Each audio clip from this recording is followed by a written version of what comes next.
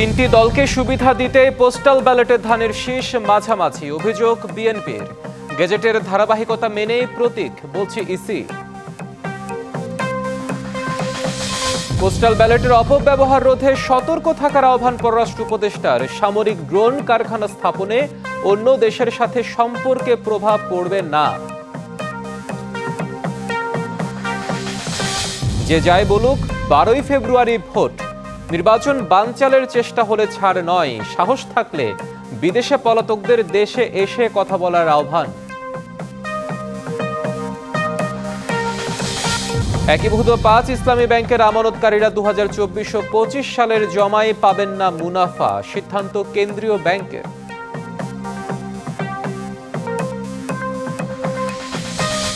Iran বিক্ষোভকারীদের মৃত্যুদণ্ড কার্যকর করলে কঠোর পদক্ষেপ, হুঁশিয়ারি ট্রাম্পের। আক্রমণ হলে মধ্যপ্রাচ্যে মার্কিন ঘাঁটিতে পাল্টা হামলার হুমকি তেহরানের। এবং খেলোয়াড়দের নিয়ে মন্তব্যের জেরে বিসিবি পরিচালক নাজমুলের পদত্যাগের দাবি ক্রিকেটারদের, না মানলে বৃহস্পতিবার থেকে খেলা বয়কট। স্বাগত ডিবিসি সংবাদে, দেখছিলেন নাসির সিনটেক্স অ্যালুমিনিয়াম সংবাদ শিরোনাম, সাথে আছে হিমাদ্রি রাহা। এবার জানাবো খবরের বিস্তারিত। তিনটি দলকে সুবিধা দিতে পোস্টাল ব্যালটে ধানের শীষের প্রতীক মাঝামাঝিতে রাখা হয়েছে, এমন অভিযোগ করেছেন বিএনপির নির্বাচন পরিচালনা কমিটির চেয়ারম্যান নজরুল ইসলাম খান। এছাড়া ভুয়া এনআইডি কার্ড তৈরি করে একটি রাজনৈতিক দল নির্বাচন প্রক্রিয়ায় প্রতিবন্ধকতা সৃষ্টি করছে বলেও অভিযোগ করেন তিনি। এদিকে নির্বাচন কমিশন জানিয়েছে, গেজেটের ধারাবাহিকতা হিসেব করেই পোস্টাল ব্যালটে প্রতীক ছাপানো হয়েছে। জাতীয় নির্বাচনের দিন যতই এগিয়ে আসছে, ততই মানুষের কৌতূহল বাড়ছে কে পাবেন আগামীর বাংলাদেশের পরিচালনার দায়িত্ব। কিন্তু ভোটের আগেই বিতর্ক দেখা দিয়েছে পোস্টাল ব্যালটের ব্যবস্থাপনা নিয়ে। অনলাইনে ছড়িয়ে পড়া কয়েকটি ভিডিওতে দেখা গেছে কয়েকজন ব্যক্তির হাতে একাধিক পোস্টাল ব্যালট পেপার আর খামে ঠিকানা লেখা বাহরাইনের। এ নিয়ে উদ্বেগ জানিয়েছে বিএনপি। দলটির পক্ষ থেকে পোস্টাল ব্যালটে প্রতীক বিন্যাস নিয়েও আপত্তি জানানো হয়েছে। এমনভাবে এই ব্যালট পেপারটা ছাপিয়েছেন, বিএনপির যে প্রতীক সেটা শেষ লাইনে মাঝামাঝি জায়গায়, যাতে করে এই পেপারটা ভাঁজ করলে তাহলে এটা পড়ে যাবে ঠিক মাঝখানে। কেউ যদি ভাঁজ করা অবস্থায় দেখে তাহলে প্রতীকটা পুরো দেখাই যাবে না। ভুয়া এনআইডি কার্ডের মাধ্যমে একটি রাজনৈতিক দল নির্বাচনী প্রক্রিয়ায় প্রতিবন্ধকতা সৃষ্টি করছে বলেও অভিযোগ করেন তিনি। একটি রাজনৈতিক দল দরিদ্র ভোটার যারা, বিশেষ করে একটু কম শিক্ষিত ভোটার যারা, তাদের বাড়ি বাড়ি গিয়ে এনআইডি কার্ডের ফটোকপি, ফোন নাম্বার এবং বিকাশ নাম্বার সংগ্রহ করছে। আমরা আশঙ্কা করছি যে তারা ভুয়া এনআইডি বানিয়ে জাল ভোট দেওয়ার চেষ্টা করতে পারে। তবে প্রতীক বিন্যাসের বিষয়ে নিজেদের অবস্থান পরিষ্কার করেছে নির্বাচন কমিশন। জানানো হয়, গেজেটের ধারাবাহিকতা হিসেব করে পোস্টাল ব্যালটে প্রতীক ছাপানো হয়েছে। আমার যতটুকু জানা আছে সেটা হচ্ছে যে আমাদের যে গেজেটটা পাবলিশ করা হয়েছে, সেই গেজেটের ধারাবাহিকতা যেভাবে আছে সেই অর্ডারেই করা হয়েছে। আর বাহরাইনের একটি ডেলিভারি পয়েন্ট থেকে অন্যের পোস্টাল ব্যালটের খাম সরবরাহের বিষয়টি দেশটির পোস্ট অফিস তদন্ত করবে বলেও জানান তিনি। কোনো ব্যতিক্রম হচ্ছে কিনা এই জিনিসগুলো তারা আমাদের প্রকারান্তরে জানাবে। Rifat Tasnuva, DBC news, Dhaka. নির্বাচনে অনাকাঙ্ক্ষিত পরিস্থিতি এড়াতে 15ই জানুয়ারি থেকে 1 মাস বাংলাদেশে অনঅ্যারাইভাল ভিসা বন্ধ থাকবে। একথা জানিয়ে পররাষ্ট্র উপদেষ্টা তৌহিদ হোসেন বলেছেন, পোস্টাল ব্যালটের অপব্যবহার যাতে না হয় সে ব্যাপারে সতর্ক থাকতে হবে। চীনের সহায়তায় বাংলাদেশের সামরিক ড্রোন কারখানা স্থাপন নিয়ে অন্য যে কোনো দেশের সাথে সম্পর্কে প্রভাব পড়বে না বলেও জানান পররাষ্ট্র উপদেষ্টা। বুধবার সাংবাদিকদের মুখোমুখি হয়ে সমসাময়িক বিষয়ে নানা প্রশ্নের উত্তর দেন পররাষ্ট্র উপদেষ্টা তৌহিদ হোসেন। আমরা তো অফিশিয়ালি তাদের সাথে কমিউনিকেট অবশ্যই। বাহরাইনে এক বাসায় অনেক পোস্টাল ব্যালটের ভিডিও ছড়িয়ে পড়া নিয়ে কথা বলেন তিনি। এ ব্যাপারে এনকোয়ার করতে বলা হয়েছে, দেখা যাক আসলে ফলাফল কি দাঁড়ায়। রাজনীতি ক্ষেত্রে বিচরণ করেন তারা সবাই যে পারফেক্ট মানুষ তা তো না, কোনোখানেই পারফেক্ট মানুষ নেই। তো কেউ এটাকে মিসইউজ করার চেষ্টা করবে, এটা তো অবাক হওয়ার কিন্তু কিছু নেই। আমাদের চেষ্টা করতে হবে যেন মিসইউজ না হয়। চীনের সহায়তায় বাংলাদেশে হচ্ছে সামরিক ড্রোন তৈরির কারখানা। অন্য কোনো দেশের এতে নাখোশ হবার কিছু নেই মনে করেন পররাষ্ট্র উপদেষ্টা। আমাদের সামরিক বাহিনী সমূহের সক্ষমতা তো আমাদের বাড়াতে হবে, কারণ ধরুন এয়ারফোর্সের কথাই ধরুন, আমাদের এয়ারক্রাফটগুলি সবই অত্যন্ত পুরনো, অনেকগুলি সার্ভিসেবল অবস্থায়ও নেই, কাজে আমাদের একটা মিনিমাম কিছু ক্রয় করতে হবে। আমরা অবশ্যই এমন কিছু করব না যাতে করে কোনো একটি পক্ষের সাথে আমাদের সম্পর্কের অবনতি হতে পারে। নির্বাচনের কারণে বাংলাদেশে 1 মাসের অন অ্যারাইভাল ভিসা বন্ধ হচ্ছে নিশ্চিত করেন তৌহিদ হোসেন। জানেন যে নির্বাচনের সময় অনাকাঙ্ক্ষিত পরিবেশ সৃষ্টির চেষ্টা হতে পারে, অনেকেই যারা কাম্য না ঠিক তারা এসে হাজির হয়ে যেতে পারে। এই জন্য আমরা তো ভিসা বন্ধ করছি না, ভিসা নিয়ে আসুন, যে কেউ আসতে চান, যাদের পারপাস ঠিক থাকবে তাদেরকে আমরা আসতে দেবো। আরেক প্রশ্নের উত্তরে জানান, গাজায় সামরিক শক্তি পাঠানোর বিষয়ে কোনো সিদ্ধান্ত হয়নি এখনো। গাজায় যে আমরা ফোর্স পাঠাবো সিদ্ধান্ত এখনো হয়নি। ইশরাত জাহান উর্মি, ডিবিসি নিউজ, ঢাকা। যে যাই বলুক, 12ই ফেব্রুয়ারিতেই জাতীয় নির্বাচন। এর একদিন আগেও নয়, একদিন পরেও নয়। ভোট হবে সুষ্ঠু, শান্তিপূর্ণ ও উৎসব মুখর পরিবেশে। যমুনায় প্রধান উপদেষ্টার সাথে মার্কিন 2 সাবেক কূটনীতিক অ্যালবার্ট গোম্বিস ও মর্স ট্যান সৌজন্য সাক্ষাৎ করতে গেলে এ কথা বলেন প্রধান উপদেষ্টা ডক্টর মোহাম্মদ ইউনূস। তিনি আরও বলেন, নির্বাচনে অন্তর্বর্তী সরকার সম্পূর্ণ নিরপেক্ষ থাকার পাশাপাশি সব রাজনৈতিক দলের জন্য সমান সুযোগ ও নিরপেক্ষ প্রশাসন নিশ্চিত করবে। নির্বাচন ঘিরে ব্যাপক ভুয়া খবর ও উদ্দেশ্য প্রণোদিত বিভ্রান্তি ছড়ানো হচ্ছে বলেও জানান প্রধান উপদেষ্টা। তবে গণতান্ত্রিকভাবে নির্বাচিত সরকারের কাছে ক্ষমতা হস্তান্তরের অঙ্গীকারে অটল রয়েছে অন্তর্বর্তী সরকার প্রধান। এবং প্রধান উপদেষ্টা জানান, গণভোটে হাঁ ভোটের পক্ষে প্রচারণা চালাচ্ছে সরকার। সুষ্ঠু, শান্তিপূর্ণ ও উৎসবমুখর পরিবেশে ত্রয়োদশ জাতীয় সংসদ নির্বাচন করতে দায়িত্ব পালন করবেন আইনশৃঙ্খলা বাহিনীর 8,97,117 জন সদস্য। এর মধ্যে বিজিবি থেকে 37,453 জন আর 61 জেলায় নির্বাচনের দায়িত্ব পালন করবেন তারা। সকালে চট্টগ্রামের Satkania border guard training centre and college parade গ্রাউন্ডে বিজিবি রিক্রুট ব্যাচের প্রশিক্ষণ সমাপনী কুচকাওয়াজ অনুষ্ঠান শেষে এই কথা বলেন স্বরাষ্ট্র উপদেষ্টা জাহাঙ্গীর আলম চৌধুরী।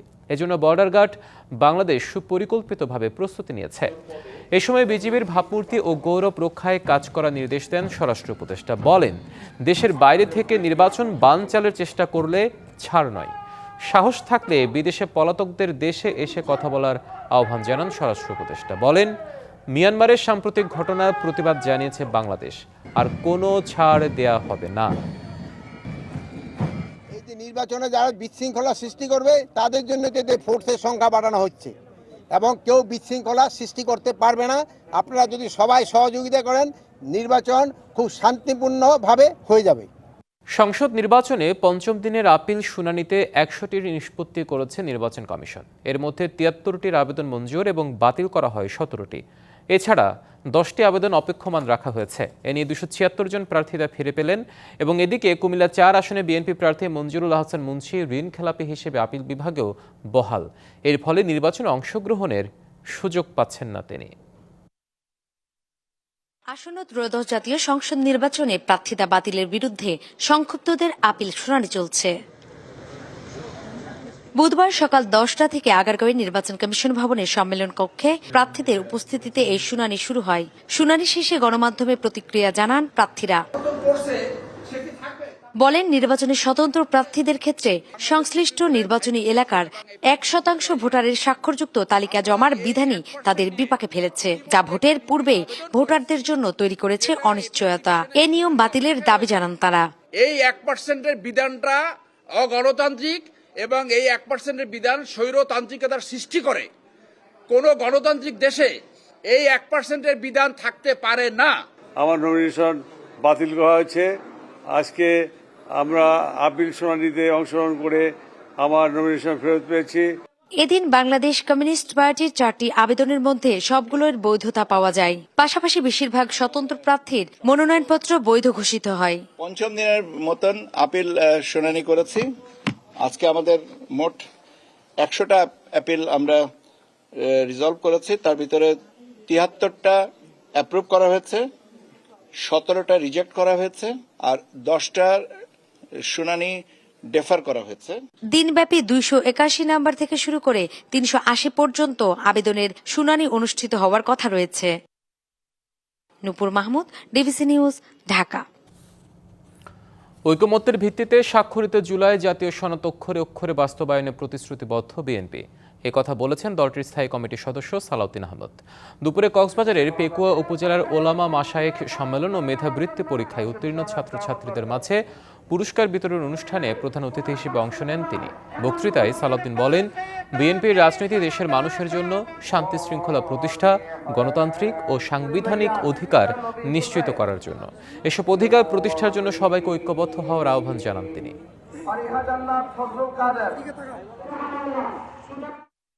আমরা সব সময় বলি যে স্বাক্ষরিত জুলাই জাতীয় সনদের পক্ষে আছে বিএনপি।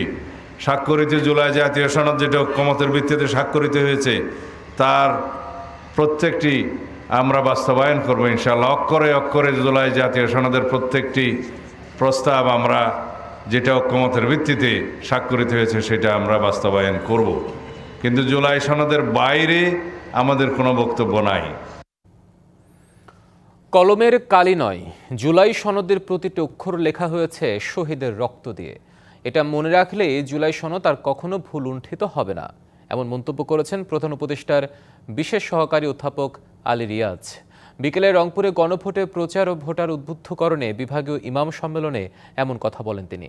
এই সময় ইমামরা জুলাই আকাঙ্ক্ষা বাস্তবায়নে ভূমিকা রাখার অঙ্গীকার করেন। গণভোটের মাধ্যমে দেশের চাবি আপনার হাতে, এই স্লোগানে বুধবার রংপুরে অনুষ্ঠিত হয়েছে বিভাগীয় ইমাম সম্মেলন। শহীদ আবু সঈদ স্টেডিয়াম মাঠে সম্মেলনে অংশ নেন সহস্রাধিক ইমাম এবং একই সাথে বক্তারা গণভোটে হ্যাঁ ভোটের গুরুত্ব তুলে ধরেন। এ ব্যাপারে জনগণকে উদ্বুদ্ধ করতে ভূমিকা রাখার অঙ্গীকার করেন ইমামরা। জুলাই সনদে ইমামদের অবদানের কথা যুক্ত করা ও রাষ্ট্রীয় ভাতার দাবিও জানান তারা। ইমামরা অনেক ক্ষেত্রে বাধার সম্মুখীন হবে, তাহলে ইমামদেরকে সুরক্ষা দেওয়ার দায়িত্ব বর্তমান সরকারের। ইমামদের বিশেষ ভাতার আওতায় আনার প্রতিশ্রুতি দেন ধর্ম সচিব। এই দেশে আলেমগণ সবচেয়ে বেশি বৈষম্যের শিকার। ইমাম প্রশিক্ষণ একাডেমিতে ইমামদের ভাতা যাতে বৃদ্ধি পায় আরো 200 টাকা করে বাড়িয়ে দেওয়ার জন্য বলেছি।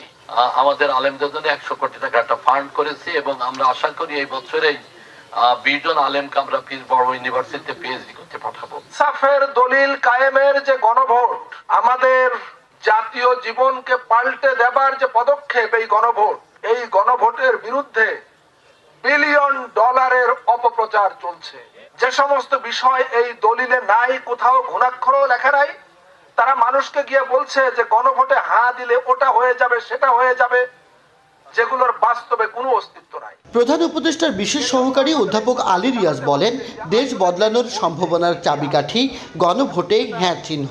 আগামী নির্বাচনে মানুষকে ভোটমুখী করতে ইমামদের বিশেষ ভূমিকা রাখার আহ্বান তার। আমরা এখানে এসেছি এই কারণে যে জুলাই জাতীয় সনদে যে অঙ্গীকারগুলো রাজনৈতিক দলগুলো করেছেন, একটা সাম্য ভিত্তিক, ইনসাফ ভিত্তিক সমাজ, সেইটা যেন আমরা প্রতিষ্ঠা করতে পারি এবং আমাদের পরবর্তী প্রজন্মের হাতে তুলে দিতে পারি। ইসলামিক ফাউন্ডেশনের আয়োজনে ইমাম সম্মেলন শেষে গণভোটের বিষয়ে রংপুরের কর্মকর্তা কর্মচারীদের সাথে মত বিনিময় করেন অধ্যাপক আলী রিয়াজ। Majed Masud, DBC news, Rangpur. একীভূত হওয়া 5টি ইসলামী ব্যাংকের আমানতকারীরা 2024 ও 2025 সালের জমার উপর কোনো মুনাফা পাবেন না। বুধবার ব্যাংকগুলোকে এই সিদ্ধান্ত জানিয়েছে বাংলাদেশ ব্যাংক। এসব ব্যাংক একীভূত হয়ে গঠিত হচ্ছে নতুন সম্মিলিত ইসলামী ব্যাংক। বাংলাদেশ ব্যাংক জানিয়েছে, রেজুলেশন স্কিম অনুযায়ী 2024 সালের 1 জানুয়ারি থেকে 2025 সালের 28 ডিসেম্বর পর্যন্ত সময়ের জন্য আমানতের উপর কোনো মুনাফা গণনা করা হবে না। দ্রুততম সময়ে মুনাফা বাদ দিয়ে নতুন হিসাব চূড়ান্ত করতে নির্দেশনা দেওয়া হয়েছে। সম্মিলিত ইসলামী ব্যাংক থেকে 2 লাখ টাকা পর্যন্ত আমানত যে কোনো সময় উত্তোলন করা যাবে। 2 লাখ টাকার বেশি আমানতের ক্ষেত্রে প্রতি 3 মাসে 1 লাখ টাকা করে উত্তোলনের সুযোগ থাকছে। আগামী 19 জানুয়ারি আনুষ্ঠানিকভাবে যাত্রা শুরু করবে সম্মিলিত ইসলামী ব্যাংক। এর মাধ্যমে বিলুপ্ত হবে সোশ্যাল ইসলামী, ফার্স্ট সিকিউরিটি, এক্সিম, ইউনিয়ন ও গ্লোবাল ইসলামী ব্যাংক। আলোচিত সমালোচিত সাবেক সেনা কর্মকর্তা জিয়াউল আহসানের বিরুদ্ধে গুমের মামলার বিচার শুরুর নির্দেশ দিয়েছে ট্রাইব্যুনাল। অভিযোগ গঠন করে 8 ফেব্রুয়ারি রাষ্ট্রপক্ষের সূচনা বক্তব্য উপস্থাপন ও সাক্ষ্য গ্রহণের দিন ঠিক করেছে আদালত এবং জিয়ার বিরুদ্ধে 104 জনকে গুম করে হত্যার অভিযোগ এনেছে রাষ্ট্রপক্ষ। প্রসিকিউশনের অভিযোগ মিথ্যা ও ভিত্তিহীন বলে দাবি করেছে আসামি পক্ষ। চিফ প্রসিকিউটর জানান, এ মামলায় সাক্ষ্য দেবেন সাবেক সেনাপ্রধান ইকবাল করিম ভূঁইয়া। আওয়ামী লীগের শাসনামলে সরকার বিরোধী রাজনীতিবিদ থেকে ব্যবসায়ী কিংবা সাধারণ জনগণ সবার কাছে বড় আতঙ্ক ছিল গুম। আর গুমের প্রসঙ্গ উঠলেই আলোচনায় আসে অবসরপ্রাপ্ত মেজর জেনারেল জিয়াউল আহসানের নাম, যার বিরুদ্ধে ১.৫ দশকে ১০৪ জনকে গুম করে হত্যার অভিযোগে মামলা করে রাষ্ট্রপক্ষ। বুধবার আলোচিত মামলার অভিযোগ গঠন করে বিচার শুরুর নির্দেশ দেয় আন্তর্জাতিক অপরাধ ট্রাইব্যুনাল ১। আসামি জিয়াউল হাসান একক আসামি হিসেবে তার বিরুদ্ধে আনুষ্ঠানিক অভিযোগ গঠন করা হয়েছে। ট্রাইব্যুনাল আগামী ৮ই ফেব্রুয়ারি থেকে এই মামলার সাক্ষ্য গ্রহণ এবং ওপেনিং স্টেটমেন্টের জন্য দিন ধার্য করেছেন। এই মামলায় সাক্ষ্য দেবেন সাবেক সেনাপ্রধান ইকবাল করিম ভূঁইয়া। সে সাক্ষীর মাধ্যমে তুলে ধরবেন যে গুমের স্ট্রাকচারটা কিভাবে সামরিক বাহিনীর অফিসারদেরকে র্যাবে পাঠানোর কারণে কিভাবে তাদের চরিত্র ধ্বংস হয়েছে, কিভাবে এই অফিসারগুলো সেখানে গিয়ে একটা নিষ্ঠুর খুনিতে পরিণত হয়েছে, সেই কথাগুলো একজন সেনাপ্রধান হিসেবে তিনি অবলোকন করেছেন। রাষ্ট্রপক্ষের অভিযোগ অস্বীকার করেছে আসামি পক্ষ। উনি সমস্ত সরকারের আমলে 1994 সাল থেকে এই 2024 সাল পর্যন্ত উনি বিভিন্ন পুরস্কারে ভূষিত হয়েছেন। যে অভিযোগগুলো নিয়ে আসা হয়েছে এগুলো সবগুলোই মিথ্যা এবং ভিত্তিহীন। গাজীপুর, বরগুনা ও সুন্দরবন এই ৩ জায়গায় শতাধিক গুম করে হত্যার অভিযোগে গত ১৭ই ডিসেম্বর জিয়াউল হাসানের বিরুদ্ধে আনুষ্ঠানিক অভিযোগ দায়ের করে রাষ্ট্রপক্ষ। Mizan Ahmed, TVC news, Dhaka. Science lab, technical ও তাঁতিবাজার মোড়সহ রাজধানীর বিভিন্ন এলাকায় সড়ক অবরোধ করে বিক্ষোভ করেছেন সরকারি ৭ কলেজের শিক্ষার্থীরা। প্রস্তাবিত ঢাকা সেন্ট্রাল ইউনিভার্সিটি অধ্যাদেশ জারির দাবিতে প্রায় ৬ ঘণ্টা এই কর্মসূচি পালন করেন তারা। এতে এসব এলাকায় যান চলাচল বন্ধ থাকায় ভোগান্তিতে পড়েন নগরবাসী। স্লোগানে উত্তাল সায়েন্স ল্যাব মোড়। পূর্ব ঘোষণা অনুযায়ী বুধবার বেলা ১২টার কিছু পর প্রস্তাবিত ঢাকা সেন্ট্রাল ইউনিভার্সিটির অধ্যাদেশ জারির দাবিতে জড়ো হতে থাকেন ঢাকা কলেজ, ইডেন ও তিতুমির কলেজের শিক্ষার্থীরা। শিক্ষার্থীদের অভিযোগ, সরকারের একটি মহলের কারণে বারবার পিছিয়ে যাচ্ছে অধ্যাদেশ জারির কার্যক্রম। দ্রুত সময়ের মধ্যে বিশ্ববিদ্যালয়ে অধ্যাদেশ জারি না হলে কঠোর আন্দোলনে যাবেন তারা। আমাদের অধ্যাদেশ জারি করতে কেন এই কালক্ষেপণ করছে সরকার? ডেটের পর ডেট দিয়ে গেছে, বাট কোনো চূড়ান্ত কোনো ফলাফল দেয়নি। কালকে যেন চূড়ান্ত আসলে অধ্যাদেশটা দেয়, এই জন্য আমরা আবার মনে করায় দিতে আসছি। ক্যাম্পাসে পরিচয়হীনতা ভুগতেছি, আমরা ক্যাম্পাসে পড়ালেখার জটিলতা ভুগতেছি। এ কর্মসূচি ঘিরে সকাল থেকেই সতর্ক অবস্থায় ছিলেন আইন শৃঙ্খলা বাহিনীর সদস্যরা। রাস্তা ছেড়ে শিক্ষা প্রতিষ্ঠানে ফিরে যেতে শিক্ষার্থীদের অনুরোধ জানান তারা। আমরা তাদেরকে অনুরোধ করেছি এখান থেকে সরে যাওয়ার জন্য। তারা আমাদেরকে বলেছে তারা আর কিছু সময় এখানে থাকতে চায়।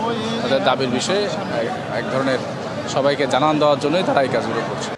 শিক্ষার্থীদের সড়ক অবরোধে সায়েন্স ল্যাব ও এর আশপাশের সড়কে বন্ধ হয়ে যায় যান চলাচল। যানজটের ভোগান্তিতে পড়েন এ পথের যাত্রীরা। বাধ্য হয়ে হেঁটে গন্তব্য যান অনেকে। সায়েন্স ল্যাব ছাড়াও মহাখালী, টেকনিক্যাল ও তাঁতিবাজার এলাকায় সড়ক অবরোধ করে বিক্ষোভ করেন শিক্ষার্থীরা। Farhaduzzaman, DBC news, Dhaka. DBC সংবাদে নিচ্ছে একটি বিরতি, সঙ্গে থাকুন। জামায়াত ক্ষমতায় গেলে বিদ্যমান আইনে দেশ পরিচালনা করবে এবং সব ধর্মের সম্মান ও মর্যাদা রক্ষা করা হবে। খ্রিস্টান সম্প্রদায়ের একটি উচ্চ পর্যায়ের প্রতিনিধি দলের সাথে সৌজন্য সাক্ষাতে এমনটা জানিয়েছেন জামায়াতের আমির ডাক্তার শফিকুর রহমান। বুধবার রাজধানীর মগবাজারের দলের কেন্দ্রীয় কার্যালয়ে সাক্ষাৎ শেষে এই তথ্য জানান দলের সহকারী সেক্রেটারি জেনারেল এহসানুল মাহবুব জুবায়ের। সাক্ষাৎকালে বাংলাদেশের ধর্মীয় সম্প্রীতি, সংখ্যালঘুদের অধিকার, পারস্পরিক সহাবস্থান ও সামাজিক শান্তি বজায় রাখার বিভিন্ন দিক নিয়ে আলোচনা হয়। প্রতিনিধি দলের পক্ষ থেকে বাংলাদেশের খ্রিস্টান সম্প্রদায়ের বিভিন্ন সামাজিক ও ধর্মীয় বিষয় তুলে ধরা হয় এবং পারস্পরিক বোঝাপড়া ও সহযোগিতা আরও জোরদারের প্রত্যাশা ব্যক্ত করা হয়। জামাত ইসলামের আমির মহোদয়ের সাথে আমরা কথা বলেছি, যেটা উনি জাতির উদ্দেশ্যে বলেছেন সেটা হলো, যদি মহান সৃষ্টিকর্তা ওনাদেরকে এই দেশ পরিচালনা করার সুযোগ দেন, তাহলে এই বাংলাদেশের শারিয়া ল অর্থাৎ শারিয়া আইন উনি বাস্তবায়ন করবেন না। আমাদের আমির জামাত বলেছেন যে বাংলাদেশের বিদ্যমান যে আইন, সেই আইনেই বাংলাদেশ চলবে, যেখানে সব ধর্মের সম্মান এবং মর্যাদা রক্ষা করা হবে এবং এই আইনটাই যথেষ্ট হবে। নারায়ণগঞ্জ ৪ আসন এনসিপি মনোনীত প্রার্থী অ্যাডভোকেট আব্দুল্লাহ আল আমিনের উপর হামলার চেষ্টার ঘটনা ঘটেছে।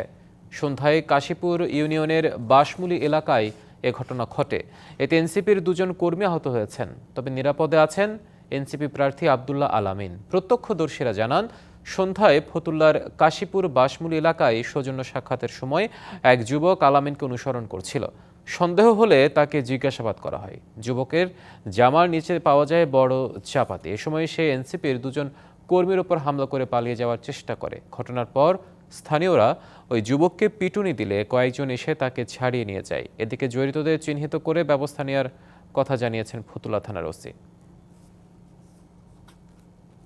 এবার দেখবেন সিএসআরএম এর সৌজন্যে ডিবিসি ইলেকশন এক্সপ্রেস।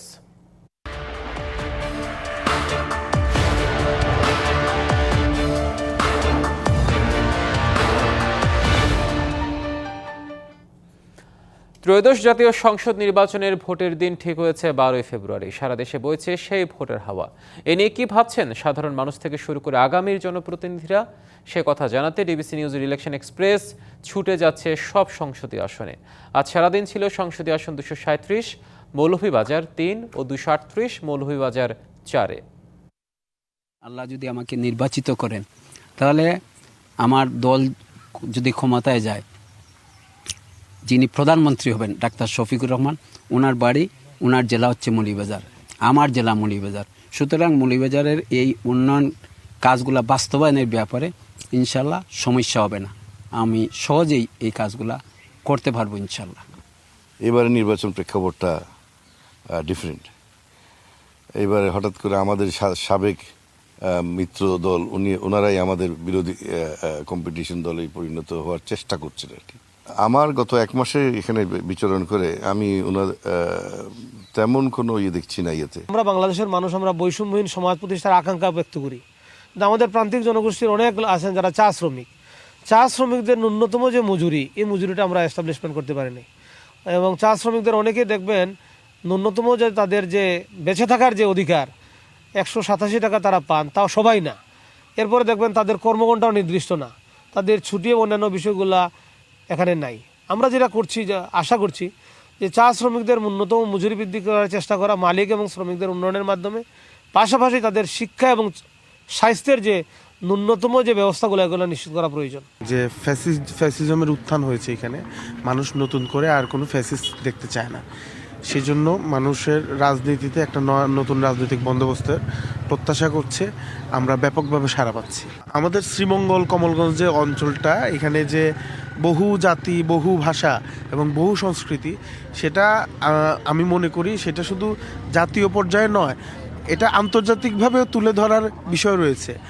আমরা এখানে যদি আমরা কমিউনিটি ট্যুরিজম বিল্ড আপ করি এবং আমাদের যদি ইকো ট্যুরিজম সহ আরও বিভিন্ন ক্ষেত্র বা এই দ্বারগুলা উন্মোচন করার সুযোগ আছে। পুরান ঢাকার আকাশ মানেই রঙের উৎসব। ছাদের কিনারা আর নীল আকাশ জুড়ে শত শত রঙিন ঘড়ি। আজ ঐতিহ্যবাহী সাকরাইন, যা শুধু একটি উৎসব নয়, পুরান ঢাকার আত্মার এক অনন্য প্রকাশ। ঘুড়ির সুতোয় জড়িয়ে আছে শত বছরের সংস্কৃতি আর উৎসবের উচ্ছ্বাস। মকর সংক্রান্তির এই দিনে বছরের পর বছর ধরে পুরান ঢাকায় ফিরে আসে সাকরাইনের আনন্দ। সকাল থেকে ঘুড়ি ওড়াতে ব্যস্ত শিশু কিশোর থেকে শুরু করে তরুণ প্রবীণ সবাই। লাল, নীল, হলুদ, সবুজ নানান রঙের ঘুড়িতে ভরে ওঠে পুরান ঢাকার আকাশ। কোথাও চলে ঘুড়ি কাটাকাটির প্রতিযোগিতা, কোথাও আবার ছাদে ছাদে জমজমাট উৎসবের আড্ডা। শুধু ঘুড়ি নয়, সন্ধ্যা নামতেই শুরু হয় সাকরাইনের আরেক রূপ আতশবাজি। ফানুসের আলোয় আলোকিত হয়ে ওঠে পুরো আকাশ। এটা আমরা সবসময় কালচারাল ফাংশনটা করি পৌষের শেষে এরকম সময়তেই। পিঠা, পায়েস এটার আয়োজন করা হয়। আমাদের সনাতন রিচুয়াল অনুযায়ী আমরা এই দিনটা পূজা করি। প্রজন্ম থেকে প্রজন্মে বয়ে চলা এই উৎসব শুধু একটি দিন নয়, পুরান ঢাকার চিরন্তন ঐতিহ্য। তো এত দূর আসি শুধু এই প্রোগ্রামটার জন্য, আর খুব বেশি এনজয় করি সব ফ্রেন্ডরা মিলে। এটা আমাদের পুরান ঢাকাবাসীদের জন্য একটা ঐতিহ্য বলতে পারেন আপনারা। And Sakrain is always best. প্রতি বছর আমরা ঈদের মতো এই দিনটার জন্য অপেক্ষা করতে থাকি, আর এই উৎসবটা উদযাপন না করলে আমাদেরকে পুরান ঢাকার মনেই হয় না। আধুনিকতার ছোঁয়ায় এতে যুক্ত হয়েছে ডিজে পার্টি। আগে যেমন আর কি এই ধরনের ডিজে পার্টি ছিল না, কিন্তু এখন আর কি ডিজে পার্টি হওয়াতে আমরা আরো অনেক বেশি আর কি উদযাপন করি। সাকরাইন মানে শুধু ঘুড়ি ওড়ানো নয়, এটি পুরান ঢাকার মানুষের মিলন মেলা, যেখানে বয়স, পেশা কিংবা ব্যস্ততা সবকিছু ছাপিয়ে উৎসবেই হয়ে ওঠে মুখ্য। Manjuma Firoz, Nilima, DBC news, Dhaka.